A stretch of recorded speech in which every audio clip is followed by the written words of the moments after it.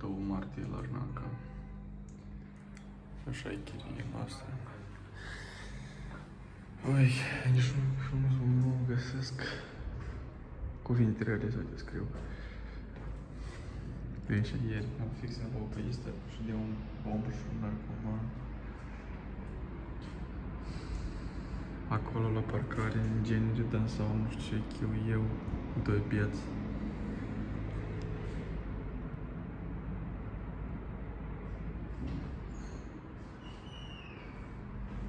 Dar toți sunt palmieri.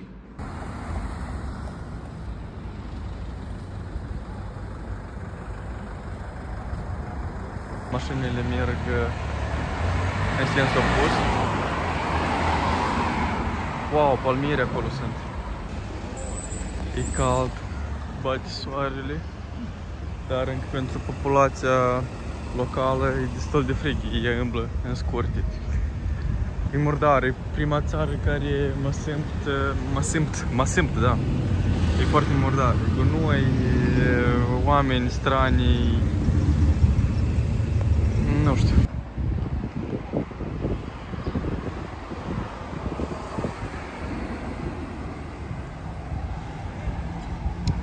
E straniu drumul ăsta, ca și cum...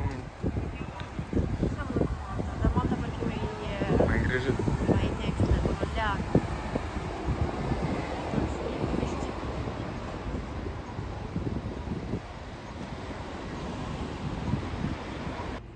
Ok, e frumos ca frumos, dar nu mult și termină frumusața.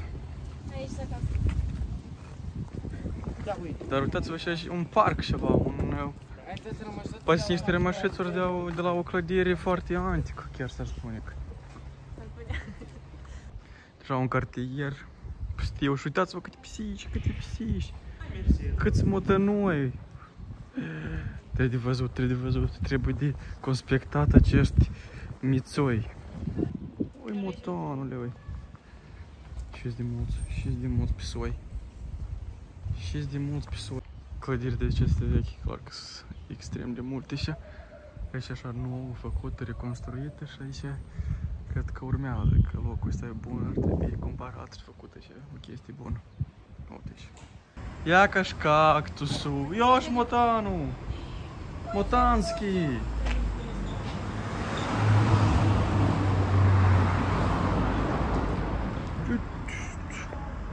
Uitați-și așa grăsuți.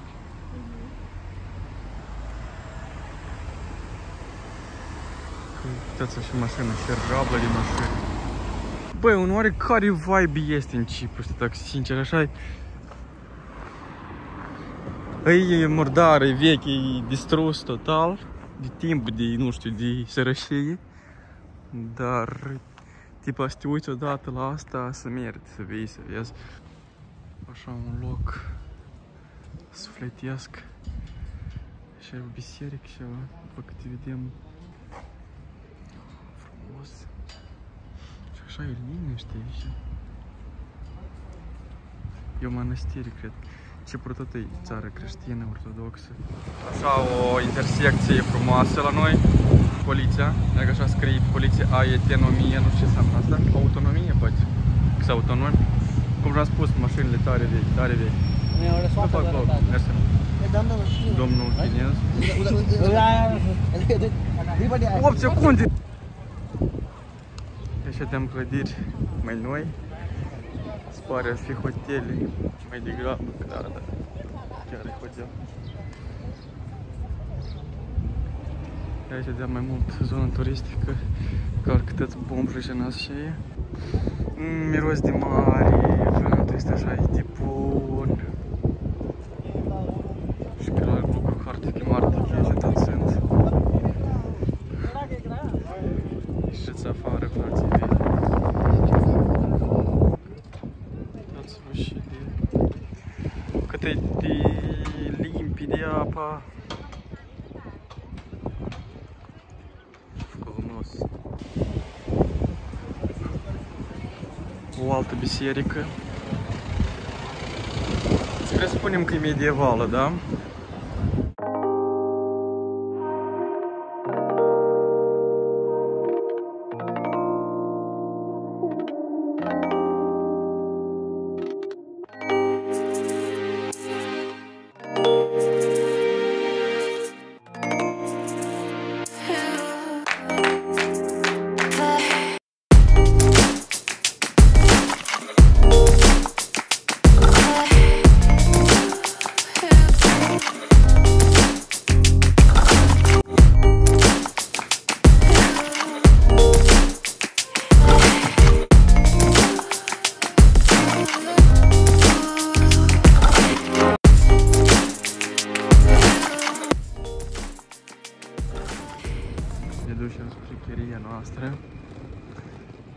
în Nicosia. Până când destul de sărac pare.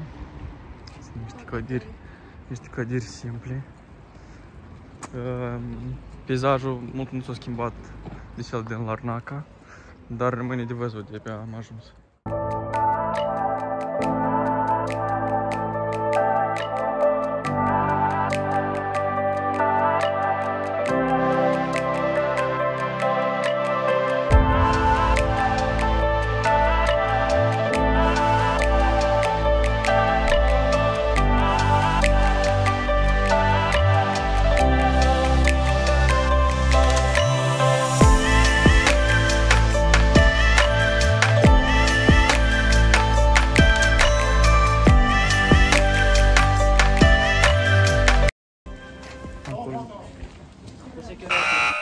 Deci, se pare că aici e apartamentul nostru, după câte vedem. E o clădire plus minus veche, sovietică. Și nu pare a fi raion de bomși, din narcom...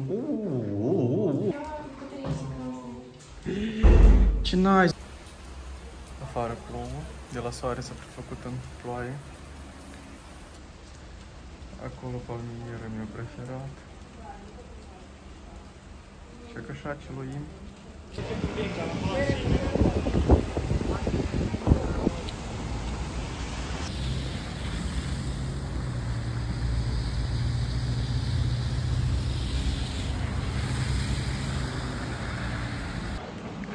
Că asta tot e destul de drăguț. Numai timpul e rău tare. Mergând așa poți să întâlnești că așa clădiri care îți atrag atenția și te imploră să scoți telefonul să faci poză și video. Dar în partea opusă magazine urâte cu chestii și cihoale. Pentru ce? Ne apropiem de vamă, că așa arată. Nu știu dacă se poate filma, dar îi filmez cu stories. Wow, ce frumos aici! Deci, sunt Turcia, am fost primit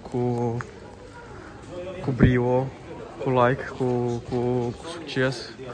Până când nică diferență nu văd, dar încolo prevede flagul Turciei. Sorry. Turnuri de astea mii, sute. Ok, nu chiar mii sute, dar deja vreo 3-4 am întâlnit de când suntem aici.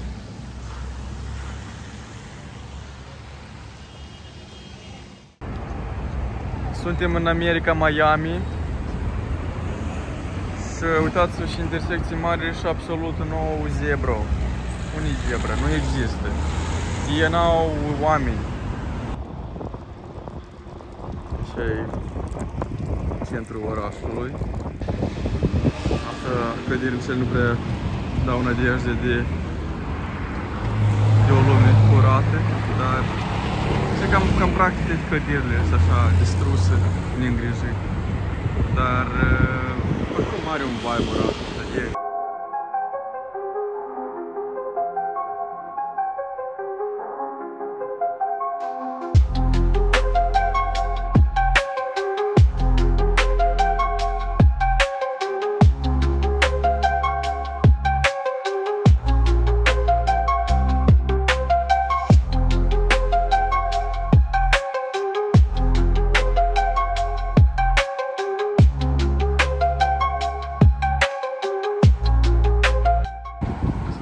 În apartamentul ăsta nu trăiește nimeni.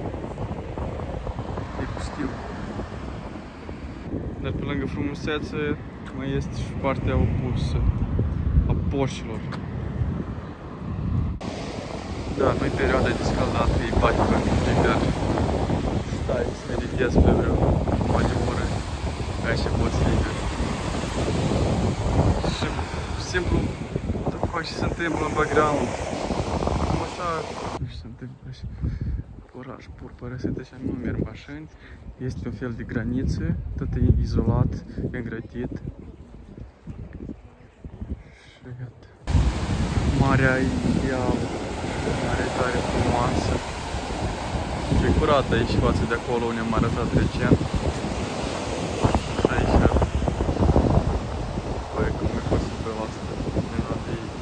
vezi așa ceva. Da, orașul este. E un oraș părăsit, uitat, bântuit. Cu câte soarte și-a lăsat viața. Soarta s-a lăsat viața? Câte soarte, câți oameni.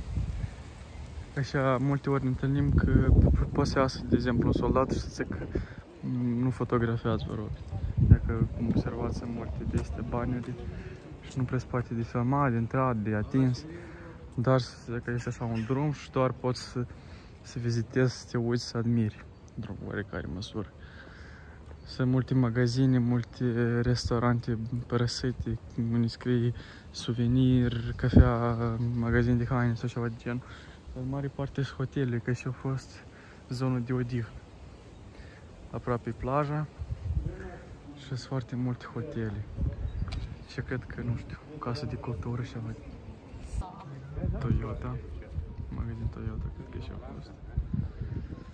Și sunt zone în care, că așa nu poți merge nici cu bicicleta, nici oameni nu poți duc și așa normal merg mașini, dar nu știu unde și încotro să duc. Că așa un traseu, pur și simplu. Ai, ce locust! Ce locust minunatus! Baciu. Aici și prețurile, clar, lucru că sunt mai majore. Aici au fost înainte, nu știu că așa arată o cetate, o oarecare. Cea mai mare moschee. Acolo mi se pare că e târg. Acolo mi se pare că e un târg ceva.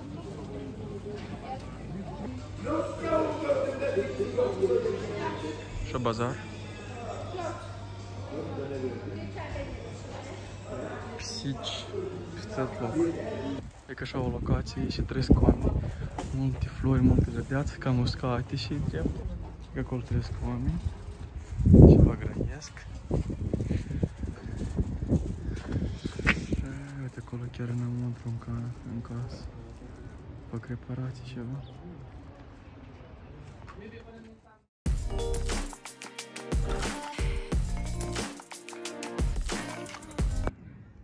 Uitați ce frumos Pafosul ăsta, macro că nu suntem în centrul orașului, dar suntem așa la un capăt, aproape de plajă de mare, dar e frumos. Te bășăm, area. Domnul face curat, taie bambucul. Numai că el nu știe că acolo nu-i bambuc. Frumos.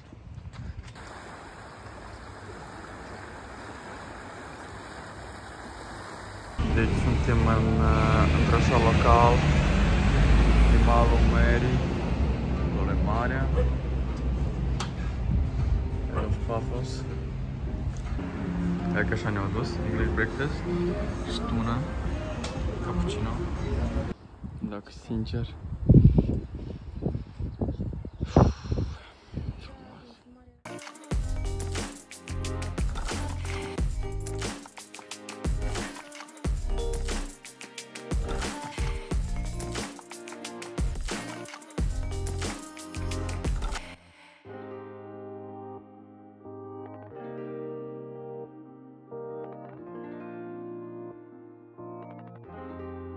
Deci suntem la reportizare, ne-am cumpărat un sandwich cu pui, un ceai pentru că mă doare burta. S-a terminat călătoria noastră. Peste o oră am zborul. A fost interesant, că urmează să se sesizeze ce s-a întâmplat, unde am fost, cum am fost. Dar, oricum, mersi Ciprului și aceste experiențe, pentru această experiență.